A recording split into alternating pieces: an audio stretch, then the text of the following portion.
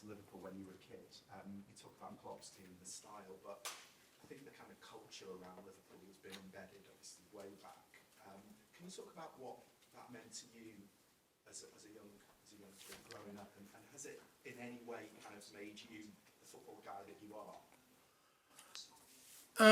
Look, I guess like I said before, when you're a young kid, you just sort of, I was just consumed by football, and I've said before, it wasn't just playing the game. My sort of infatuation was with all the game, and so I wanted to read about all of it. And I was fascinated by the culture at a club like Liverpool. The boot room and Shankly and Paisley and Ronnie Moran, all those guys, because I just loved reading about it, just as I was interested about reading about Sir Alex or Jock Stein or any. It seemed that even as a young age, I had a real fascination with managers, and people of influence within the game, because I loved the game. So reading those kind of stories back then, that was my sort of escape.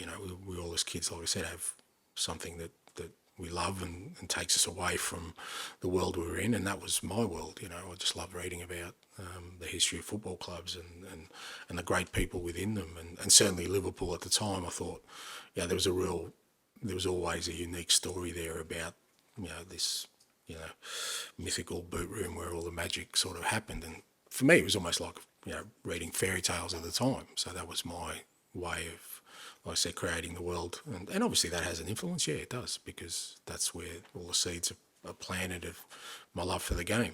But I don't think that's any different from anyone else who sort of has a real passion about something. There's always, those seeds are usually sown at a young age, where we're in our rooms and we create these worlds for ourselves. Just you probably answered this before, apologies, but who were the posters of when you were a kid? Which kind of players are we talking about here? Oh, mate, I was mad about Kenny Dalglish. Everything was about Dalglish for me. So whether that was Celtic or Liverpool, I was a mad Kenny fan, mate. I believe it's 50 games in a row at home you're undefeated in a run that goes all the way back to Japan. What do you think has been the key to that run? And do you feel that this might be the biggest test yet, given form Liverpool? Over those 50 games, mate, I've had some big tests. I've had some good teams, to be fair, but I don't know. I think I said last week, I do put a lot of stock in home form, because I think that's the time where you can give your supporters, who are going to be the majority in the stadium, that feeling that you want to give them, of experiencing their team winning a game of football. So, I have put a lot of stock in that, but it's 50 games against all types of oppositions under the different types of circumstances. There would have been games in there we were down to 10 men. There would have been games in there we were down, 2 weeks ago in the 95th minute. So, there are always tests to go for that long. So, I've probably been lucky along the way too. But just back to Sonny, I think Jurgen Klopp once described him as the biggest mistake of his career from a transfer point of view, missing out on him. I know obviously you had your hands full with Celtic last season, so I don't know how much you were following Spurs last year or how much you reviewed it. His form, his turnaround has been pretty impressive so far. What do you put that down to? And also, is there any one particular player that you view as your biggest ever mistake of missing out on the transfer market? in terms of Sonny, I think it's fair to say, and Sonny said it himself. I don't think he was 100% fit last year, but that's his nature. That he would if asked to play, he would play. Do his utmost, and I think that probably affected his form more than anything else. I think last year was a bit of a unique year for a lot of players because of the World Cup. I just don't think it was a normal year in many respects for top players. But look, the quality Sonny has, there's no doubt. That he was.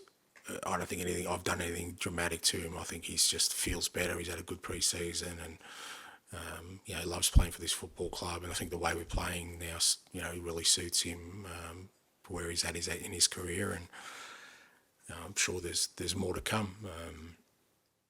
Oh, mate, I've probably made 1,000 mistakes. Who knows? You kind of follow all these players, and you think, you got close to a few of them and you didn't get them. But such is life, mate. We all make mistakes, and we all learn from them. David? Hi, I'm Davide from Italy, so sorry about two Italian questions about your two Italian players. I'll start with Vicario. No need to apologise, mate. It's okay. All right. Yeah. You made him your starting goalkeeper from the beginning. What did you see in him, and what is it doing to convince yourself week after week that he's your number? Yeah, look, obviously it was probably the priority position when I came in because, at the time it looked like Hugo was moving on, but there was a need for a new starting goalkeeper. And, again, it's one of those things where you kind of get presented with some options. And I just really liked Vic from the start in terms of the characteristics he has, as a goalkeeper, in terms of his general goalkeeping abilities, agility, his demeanour and his character around the game. And then I spoke to him, and he's such an infectious personality. He was so determined that, he wanted to come to Tottenham and prove himself at the next level. And when you look at his career, he hasn't had a long time at the top level, and I've said that before, similar to Mickey van der Ven and a couple of others. I like players who've worked their way up from a low level very quickly, because it shows that they adapt very quickly, but also that they're coachable. They learn, because you have to, and you look at Vic, and he's taken big steps very, very quickly, and I think he's been outstanding for us for the first 6 or 7 games. He's been a real strong influence on the field in the big moments, when we've needed him. And the good thing is, every day he comes in, he wants to improve, and that's exactly what we need. With Destiny, the way he's playing is surprising a lot of people also in Italy. What are you seeing him at? Obviously, we're talking about a 20-year-old with a lot of potential.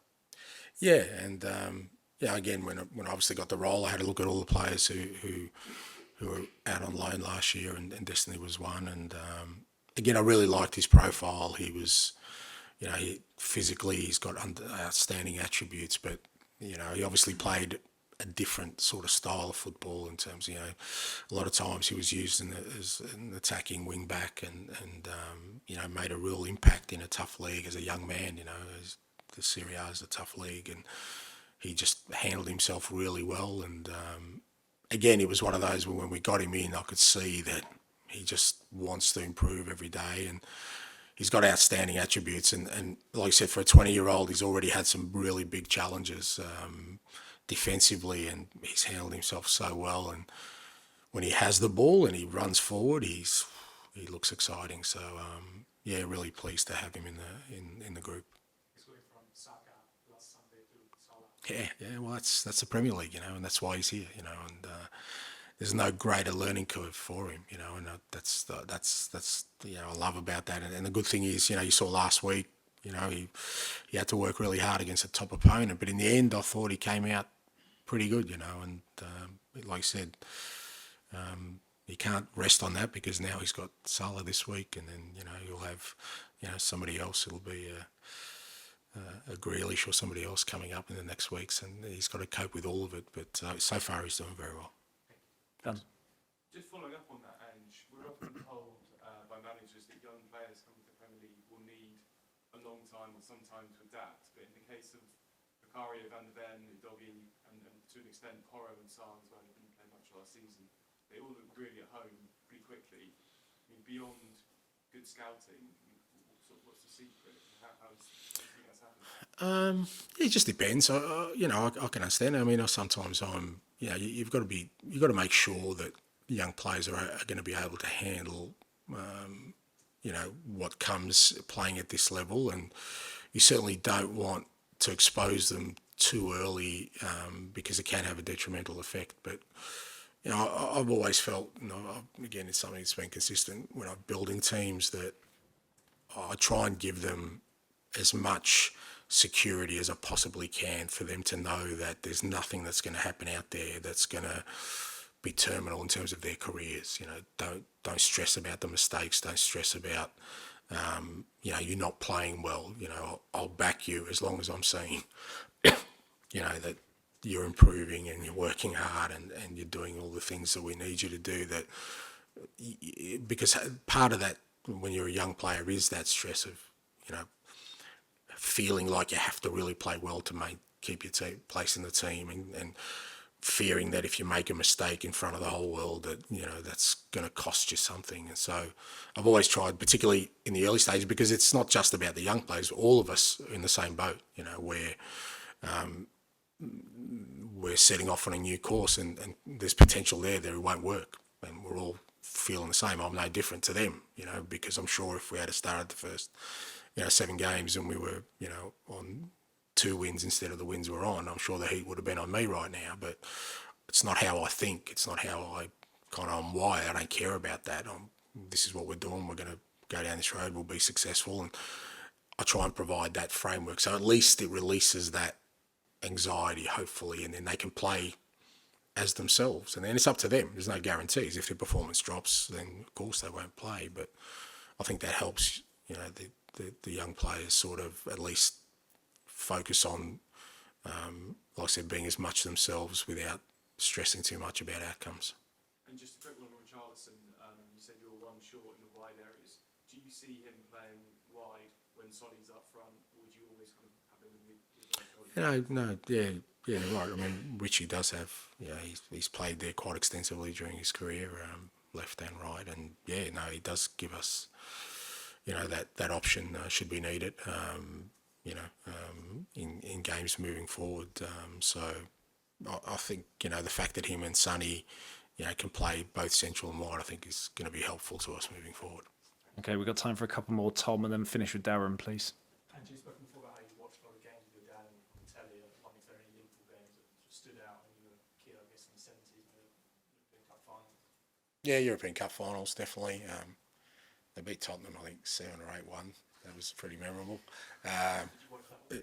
Yeah, I watched all of them, mate. That's what I'm saying. I didn't miss anything, mate. So I watched them all. You know, I taped them. I watched them. We had tapes. You know what tapes are? You know, like videos. You put them in, record. Mate, used to, yeah, like when they won the European Cups. Yeah, loved it, mate. Because you got to remember that's 4 a.m. for me as a 11-year-old. You know, so fair bit of commitment to get up and watch them. But yeah, I remember all those games. I do, bizarrely. I don't know what to do with them, but I'm a bit of a hoarder when it comes to stuff I grew up with, so they're in boxes somewhere.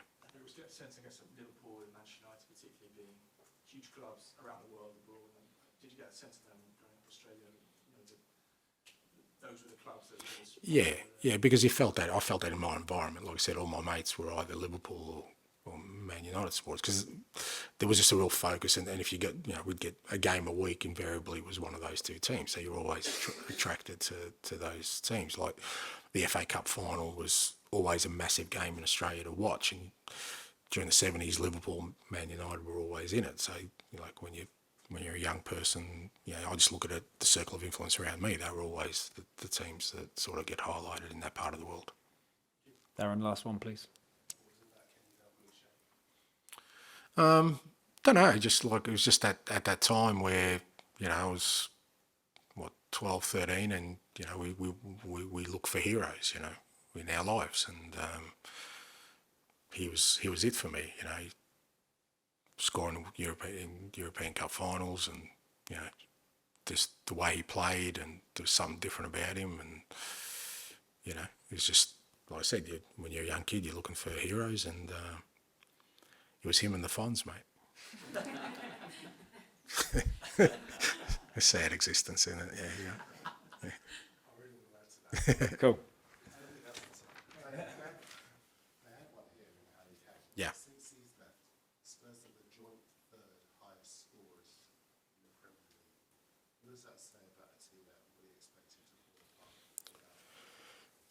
Yeah, again, credit to the players for that, you know, because it's not an insignificant thing when a striker who, you know, you've just seen what he's gone and done at, you know, in the Bundesliga already. He's a world-class striker. He's, you know, he's he's not the best, he's in the top 3. You know, so when you lose somebody of that significance, it can have an impact. But yeah, the players have sort of not used that as a clutch or an excuse. You know, they've embraced the fact, okay, we just got to get on with it. You know, football clubs, our supporters are still coming to support us. They weren't here supporting Harry; they were here supporting Tottenham. You know, and that's for every football club. You know, they support the club, and clubs move on quickly, and we had to move on quickly. There was no point feeling sorry for ourselves, and you know, and there was no doubt that the area that was going to get highlighted if we struggled was if we didn't score goals, because that was the obvious one. So I think it's helped that, you know, the lads have sort of embraced that part of our game. Certainly a big part of the way I set the team up to have threats in all different areas, and it's been great to see that our goals have come from, you know, different avenues, set pieces, counter attacks, you know, build up play, last minute, you know, come from behind. So I think that's been great, because it doesn't allow that narrative that, you know, could have been very easy for it to run, to say, well, you know, if we hadn't started well and it was because of lack of goals, they'd be saying, well, you know, we haven't replaced Harry. But I think people are seeing in the team that, you know, we're playing in a certain way now where they're more interested in seeing how this team develops rather than what's missing. Jurgen's been quite complimentary about you in the last hour or so, in the way that your teams play. Is it true that you model your teams on the pushers that you played under Melbourne? I don't know if I modelled it. Yeah, not modelled it, but certainly he was an influence, because he just, you know, I think I said when he took over with us, it was, you know, 91, I think. Everyone in Australia at the time, and I think on the back of what they were seeing over here, was literally playing 4-4-2. There was no wingers really back then in that era of football, but he just loved wingers, and, you know, we played with wingers, and, you know, the wingers' instructions were that, you know, to stay wide and never come back, which wasn't great for me. I was the fullback. So, but it really made an impact on me that he was a guy that, he was going against trends and what convention said, because 4-4-2 seemed to be a more solid, more sort of conventional way of playing. And he said, no, the game's about goals, and you can't score goals unless you've got more attacking players. And he said it's better having 3 attacking players rather than 2. And those kind of things have an impact for sure.